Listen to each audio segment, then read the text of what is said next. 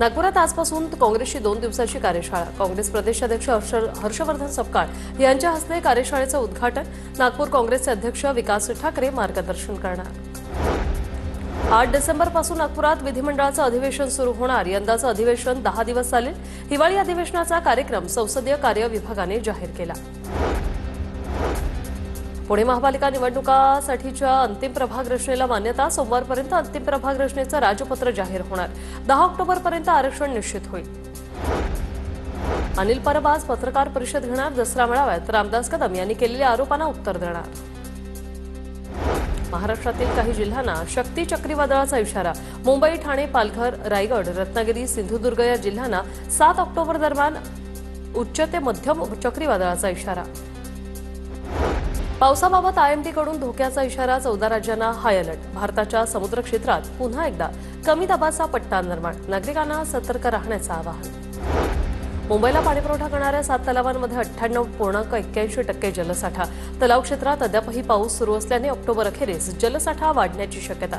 मुंबईकरांची पाण्याची चिंता मिटली। मुंबईत उद्यापासून 3 दिवस पाणी कपात। शहर आणि पूर्व उपनगरातील काही विभागात पाणी कपात। नागरिकांनी पाणी जपून वापरण्याचं आवाहन।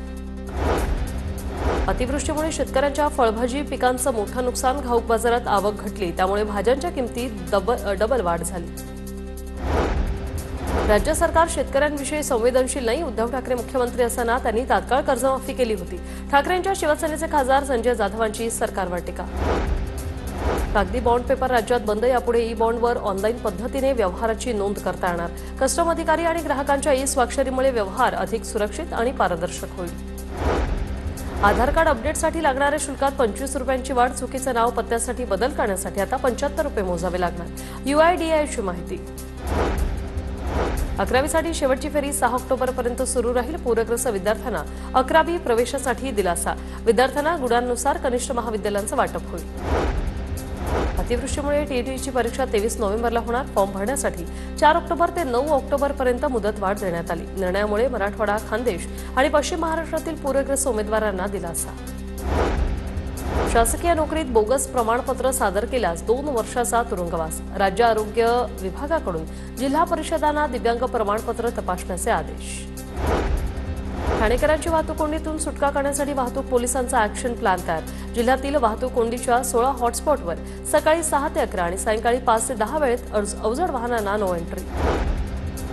केंद्रातील विविध योजनांचे पंतप्रधान मोदींच्या हस्ते आज उद्घाटन।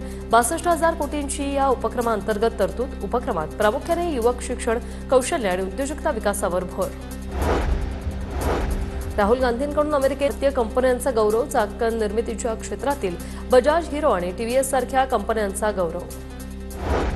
मद्रास हायकोर्टाने चेंगराचेंगरी प्रकरणी विजय थलपतीला फटकारलं। TVK पक्षाच्या वर्तनावर मद्रास हायकोर्टाकडून नाराजी व्यक्त।